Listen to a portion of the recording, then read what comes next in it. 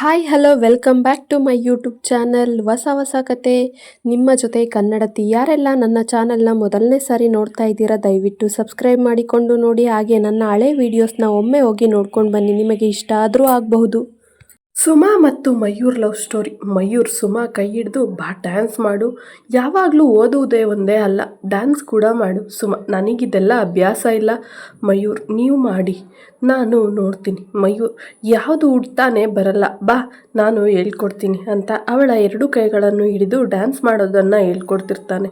ಆಗ ಸುಮಾ ಇನ್ನೇನೋ ಕೆಳಗಡೆ ಬೀಳ್ತಿರ್ತಾಳೆ.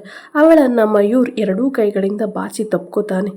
ಆಗ ಸುಮಾ ಎದೆ ಬಡಿತ ಜೋರಾಗಿ ಹೊಡ್ಕೊತ ಅವಳ ಕಣ್ಗಳಿದ್ದ ಭಯ ಮಯೂರ್ನ ಅಪ್ಪುಗೆ ಅವಳನ್ನು ಯಾವಾಗಲೂ ಕಾಪಾಡುತ್ತೆ ಅನ್ನೋ ಭರವಸೆ ಬರುತ್ತೆ. ಮಯೂರ್ ಕೂಡ ಒಂದು ಕ್ಷಣ ಸುಮಾ ಜೊತೆ ರೊಮ್ಯಾಂಟಿಕ್ ಆಗಿ ಅವಳ ಹೆಜ್ಜೆಗೆ ಹೆಜ್ಜೆ ಹಾಕುತ್ತಾ ಅವಳ ಸೊಂಟ ಸುತ್ತ ಕೈ ಹಾಕಿ ಕಣ್ಣಲ್ಲಿ ಕಣ್ಣಿಟ್ಟು ಅವಳನ್ನು ಗಟ್ಟಿಯಾಗಿ ಅಪ್ಪಿಕೊಂಡು ಅವಳ ತುಟಿಗೆ ಜೇನಿನಂಥ ಮುತ್ತಿನ ಮಳೆ ಸುರಿಸುತ್ತಾ ಅವಳ ಕೈಗಳ ಮೇಲೆ ಇವನು ತೊಡಿಸಿದ ಹಸಿರು ಗಾಜಿನ ಬಳೆಗಳ ಕಲರವ ಅವಳ ಕಾಲ್ಗೆಜ್ಜೆ ಸೌಂಡಿಗೆ ಇವನ ಎದೆಯಲ್ಲಿ ಮಿಂಚಿನ ಸಂಚಲನ ಸೃಷ್ಟಿಯಾಗಿತ್ತು.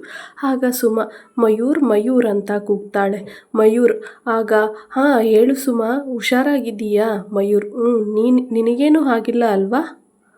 ಸುಮಾ ಇಲ್ಲ, ಅದಕ್ಕೆ ಹೇಳಿದ್ದು ನನಗೆ ಡ್ಯಾನ್ಸ್ ಬರಲ್ಲ ಅಂತ. ಮಯೂರ್ ಇಷ್ಟೊತ್ತು ನಾನು ಕಂಡಿದ್ದು ಕನಸ, ಇದು ನನಸಾಗಿದ್ರೆ ಎಷ್ಟು ಚಂದ ಇತ್ತು ಅಂತ ಮನಸ್ಸಲ್ಲೇ ಅಂದುಕೊಂಡು ಮಯೂರ್ ಅದಕ್ಕೇನಂತೆ ನಾನಿಲ್ವಾ, ನೀನು ಯಾವತ್ತೂ ಕೆಳಗೆ ಬೀಳದೆ ಇರೋ ಹಾಗೆ ಕಾಪಾಡ್ತೀನಿ, ಓಕೆನಾ? ಸುಮಾ ಥ್ಯಾಂಕ್ಸ್. ಮಯೂರ್ ಥ್ಯಾಂಕ್ಸ್ ಎಲ್ಲ ಏನೂ ಬೇಡ, ಇದು ನನ್ನ ಕರ್ತವ್ಯ. ಸುಮಾ ಏನಾಗಂದ್ರೆ?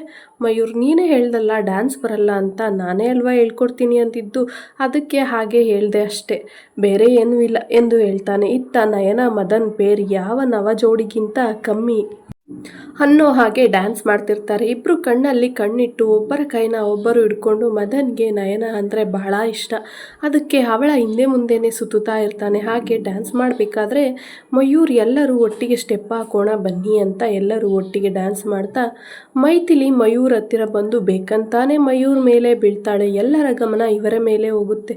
ಅವನನ್ನು ತಬ್ಬಿಕೊಂಡು ಅವನ ಕೆನ್ನೆಗೆ ಮುತ್ತು ಕೊಡ್ತಾಳೆ. ಮಯೂರ್ ತುಂಬ ಕೋಪಗೊಂಡು, ಏಯ್ ಮೈಥಿಲಿ, ಏನಾಗಿದೆ ನಿನಗೆ? ಎದ್ದೇಳು ಮೇಲಕ್ಕೆ, ಇಷ್ಟೊಂದು ಅಸಹ್ಯವಾಗಿ ಆಡ್ತಿದ್ದೀಯಾ, ಏನಾಯಿತು ನಿನಗೆ? ಅವನಿಗೆ ಅವಳ ಕಪಾಳಕ್ಕೆ ಹೊಡೆಯುವಷ್ಟು ಕೋಪ ಇದ್ದರೂ ಫ್ರೆಂಡ್ ಅಂತ ಸುಮ್ಮನಿರ್ತಾನೆ. ಮೈಥಿಲಿ ನಾನೇನು ಮಾಡಲಿಲ್ಲ, ಮಯೂರ್ ಕಾಲ್ ಸ್ಲಿಪ್ಪಾಗಿ ಬಿದ್ದೆ, ಸಾರಿ.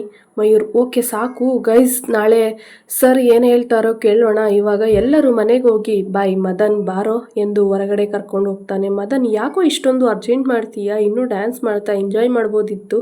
ಮಯೂರ್ ಸಾಕು ನಿಲ್ಲಿಸೋ. ಆ ಮೈಥಿಲಿ ಮೈ ಮೇಲೆ ಬಿದ್ಲು, ಅದು ಮೈ ಮೇಲೆ ಕಂಬಳಿ ಹುಳ ಬಿಟ್ಟಾಗೆ ಅನಿಸ್ತು.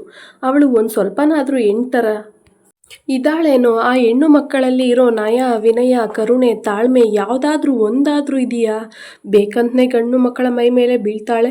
ಅದು ಅಲ್ಲದೆ ಸುಮಾ ನಯನ ಲೋ ಕ್ಲಾಸ್ ಡರ್ಟಿ ಅಂತೆಲ್ಲ ಹೇಳ್ತಾಳೆ. ಆ ಸುಮಾಗೆ ಇರೋ ಒಂದು ಗುಣನೂ ಇಲ್ಲ ಇವಳಿಗೆ.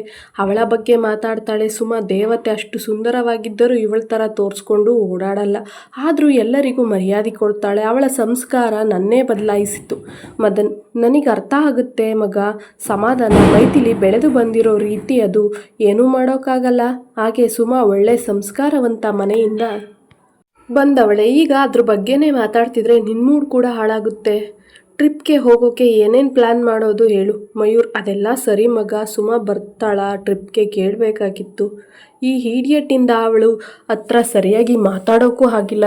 ಎಂಥ ಕೆಲಸ ಆಯಿತು, ಕೇಳಬೇಕಿತ್ತು ಅಲ್ಲೇ.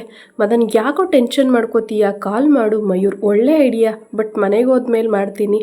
ಮದನ್ ಸರಿ ಕಣೋ, ನನ್ನ ಇಲ್ಲೇ ಸ್ವಲ್ಪ ಮುಂದೆ ಒಂದು ಗಿಫ್ಟ್ ಶಾಪ್ ಇದೆ, ಅಲ್ಲಿ ಡ್ರಾಪ್ ಮಾಡು. ಮಯೂರ್ ಯಾಕೋ ಗಿಫ್ಟ್ ಶಾಪ್ ಅಂತೀಯ, ಯಾರಿಗೋ ಗಿಫ್ಟ್? ಮದನ್ ಯಾರಿಗೂ ಇಲ್ಲ ಮಗ, ಹಾಗೆ ಸುಮ್ಮನೆ. ಮಯೂರ್ ಜಾಸ್ತಿ ನುಲಿಬೇಡ, ಯಾರಿಗೆ ಅಂತ ಹೇಳು. ಮದನ್ ಹಾಗೆಲ್ಲ ಏನಿಲ್ವೋ, ನಾಳೆ ನಯನ ಬರ್ತಡೇ ಇದೆ, ಅದಕ್ಕೆ ಗಿಫ್ಟ್ ತಗೊಳ್ಳೋಣ ಅಂತ. ಮಯೂರ್ ಏನು ಲವ್ವ ಮಗನೆ, ನನಗೆ ಗೊತ್ತಾಗದೆ ಇರೋ ಹಾಗೆ ಮೇಂಟೈನ್ ಮಾಡ್ತಿದ್ದೀಯಾ, ಏನು ಕತೆ ಹೇಳು? ಮದನ್ ಹಾಗೆಲ್ಲ ಏನಿಲ್ಲ ಕಣೋ, ಆ ತರ್ಲೇನ ಯಾರು ಲವ್ ಮಾಡ್ತಾರೆ, ಫ್ರೆಂಡ್ ಅಲ್ವಾ, ಅದಕ್ಕೆ ಗಿಫ್ಟ್ ಕೊಟ್ಟು ಸರ್ಪ್ರೈಸ್ ಕೊಡೋಣ ಅಂತ. ಮಯೂರ್ ಹೌದಾ, ಸರಿ ನಡಿ, ನಾನು ಬರ್ತೀನಿ. ಹಾಗೆ ನಾನು ಒಂದು ಗಿಫ್ಟ್ ಕೊಡ್ತೀನಿ. ಹಾಗೆ ಅವಳನ್ನು ನಾಳೆ ಹೊರಗಡೆ ಕರ್ಕೊಂಡು ಹೋಗಿ ಕೇಕ್ ಕಟ್ ಮಾಡಿಸೋಣ, ಓಕೆನಾ? ಮದನ್ ಓಕೆ ಮಗ, ಒಳ್ಳೆಯದು ಎಂದು ಇಬ್ಬರು ಗಿಫ್ಟ್ ನೋಡ್ತಿರ್ತಾರೆ. ಬಟ್ ಮದನ್ ಮಯೂರ್ ಕಣ್ ತಪ್ಪಿಸಿ ಒಂದು ಬ್ಯೂಟಿಫುಲ್ ಲವ್ ಸಿಂಬಲ್ ಸೂಚಿಸೋ ಒಂದು ಗಿಫ್ಟ್ ಸೆಲೆಕ್ಟ್ ಮಾಡಿ ಪ್ಯಾಕ್ ಮಾಡಿಸುತ್ತಾನೆ. ಮಯೂರ್ 4 ಫ್ರೆಂಡ್ಸ್ ಇರೋ ಒಂದು ಸ್ಟ್ಯಾಚ್ಯೂನ ತಗೋತಾನೆ. ಹಾಗೆ ಪ್ಯಾಕ್ ಮಾಡಿಸಿ, ಮದನ್ ಎಲ್ಲಿದೀಯಾ, ನಂದು ಗಿಫ್ಟ್ ಪ್ಯಾಕು ಕೊಟ್ಟೆ, ನೀನು ಇನ್ನೂ ಏನು ಮಾಡ್ತಿದ್ದೀಯಾ? ಮದನ್, ಮಗ, ನಂದು ಪ್ಯಾಕ್ ಆಯಿತು, ನಡಿ ಹೋಗೋಣ.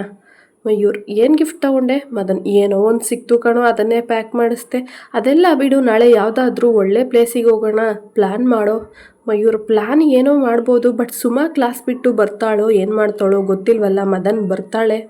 ನಯನ ಬರ್ತಡೆ ಅಲ್ವಾ, ಅದಕ್ಕಾದರೂ ಬರ್ತಾಳೆ ಅನ್ನೋ ನಂಬಿಕೆ ನನಗಂತೂ ಇದೆ. ಮಯೂರ್, ಆದರೂ ಅವಳು ಓದೋದ್ರಲ್ಲಿ ತುಂಬ ಸಿನ್ಸಿಯರ್. ಮದನ್, ಆಗಿದ್ರೆ ಕ್ಲಾಸ್ ಮುಗಿದ ಮೇಲೆ ಹೋಗೋಣ ಬಿಡು. ಮಯೂರ್, ಓಕೆ ಮಗ. ಮಾತಾಡ್ತಿದ್ದಾಗ ಹಾಗೆ ಮದನ್ ಮನೆ ಬರುತ್ತೆ. ಮದನ್ ಕೂಡ ಇಳಿದು, ಬಾ ಮಗ ಮನೆಗೆ, ಜ್ಯೂಸ್ ಕುಡ್ಕೊಂಡು ಹೋಗುವೆ, ಯಾವಾಗ ಬಂದರೂ ಹಾಗೆ ಹೋಗ್ತೀಯಾ, ಬಾರೋ. ಮಯೂರ್, ಸರಿ ನಡೆಯೋ, ಕುಯ್ಬೇಡ, ಬರ್ತೀನಿ ಎಂದು ಮನೆ ಒಳಗಡೆ ಹೋಗ್ತಾನೆ. ಅಲ್ಲಿ ಮದನ್ ಅಮ್ಮನಿಗೆ ಪರಿಚಯ ಮಾಡಿಸ್ತಾನೆ. ಅಮ್ಮ, ಇವನು ಮಯೂರ್ ಅಂತ, ನನ್ನ ಬೆಸ್ಟ್ ಫ್ರೆಂಡ್. ಅಮ್ಮ, ಹೌದಾ, ಚೆನ್ನಾಗಿದೆಯಪ್ಪ. ಮಯೂರ್, ಅಮ್ಮ ಚೆನ್ನಾಗಿದ್ದೀನಿ. ಅಮ್ಮ ಸರಿ ಕೂತ್ಕೊಂಡು ಮಾತಾಡ್ತಾ ಇರಿ, ನಾನು ಹೋಗಿ ಜ್ಯೂಸ್ ತರ್ತೀನಿ. ಸರಿ ಎಂದು ಇತ್ತ ಮದನ್. ಹೇಗಿದೆಯೋ ಮನೆ? ನಿಮ್ಮ ಮನೆ ಅಷ್ಟು ದೊಡ್ಡದಲ್ಲ ಕಣೋ. ಮಯೂರ್, ಮನೆ ದೊಡ್ಡದಾದರೆ ಏನು, ಆ ಮನೇಲಿ ಇರೋಕೆ ಜನನೇ ಇಲ್ಲ. ಆಗ ಮದನ್ ತಂಗಿ ರೂಮಿಂದ ಹೊರಗಡೆ ಬರ್ತಾಳೆ. ಮಯೂರ್, ಯಾರು ಈ ಹುಡುಗಿ? ಮದನ್, ನನ್ನ ತಂಗಿ ಮಾಯಾ. ಮಾಯಾ, ಇಲ್ಲಿ ಬಾ, ಇವನು ನನ್ನ ಫ್ರೆಂಡ್ ಮಯೂರ್ ಅಂತ. ಮಾಯಾ, ನಮಸ್ತೆ ಅಣ್ಣ ಎಂದು ಅಡುಗೆ ಮನೆಗೆ ಹೋಗಿ ಜ್ಯೂಸ್ ತಗೊಬಂದು ಕೊಡ್ತಾಳೆ. ಹಾಗೆ ಅಮ್ಮ ಮತ್ತು ಮಾಯಾ ಇಬ್ಬರು ಸೇರಿ ಮಯೂರ್ಗೆ ಅಡುಗೆ ಮಾಡಲು ಶುರು ಮಾಡ್ತಾರೆ. ಇತ್ತ ಮಯೂರ್ ಮನೆಯೆಲ್ಲ ಸುತ್ತಾಡ್ತಾ ನೇಚರ್ ಮತ್ತು ಅವರ ಮನೆಯಲ್ಲಿ ಇರುವ ಫ್ಯಾಮಿಲಿ ಫೋಟೋ ನೋಡಿ ಮಯೂರ್ ಕಣ್ಣಂಚಲ್ಲಿ ನೀರು ಬರುತ್ತೆ. ಮದನ್, ಯಾಕೋ, ಏನಾಯಿತು ನಿನ್ನ ಕಣ್ಣಲ್ಲಿ ನೀರು? ಮಯೂರ್, ಇಲ್ವೋ, ಧೂಳು ಬೀಳ್ತು ಅಷ್ಟೇ. ಓಕೆ ಮಗ, ಮತ್ತೆ ಇನ್ನೇನು ಸಮಾಚಾರ? ಏನಿಲ್ವೋ, ನಾನು ಇನ್ನೂ ಹೊರಡ್ತೇನೆ. ಮದನ್, ಎಲ್ಲಿಗೆ? ಮಯೂರ್, ಮನೆಗೆ ಹೋಗ್ತೀವಿ. ಮದನ್, ಆಯಿತು ಹೋಗುವಂತೆ. ಅಮ್ಮ ಮತ್ತು ಮಾಯಾ ಇಬ್ಬರು ಸೇರಿ ಅಡುಗೆ ಮಾಡ್ತಾರೆ, ಊಟ ಮಾಡ್ಕೊಂಡು ಹೋಗುವೆ ಇರು. ಮಯೂರ್, ನನಗೆ ಬೇಡ ಮಗ. ಹಾಗೆ ಅಮ್ಮ ತಂಗಿಗೆ ಯಾಕೆ ಅಷ್ಟೊಂದು ಶ್ರಮ ಕೊಟ್ಟೆ, ಅವರಿಗೆ ಹೇಳು, ಏನೂ ಮಾಡಬೇಡಿ.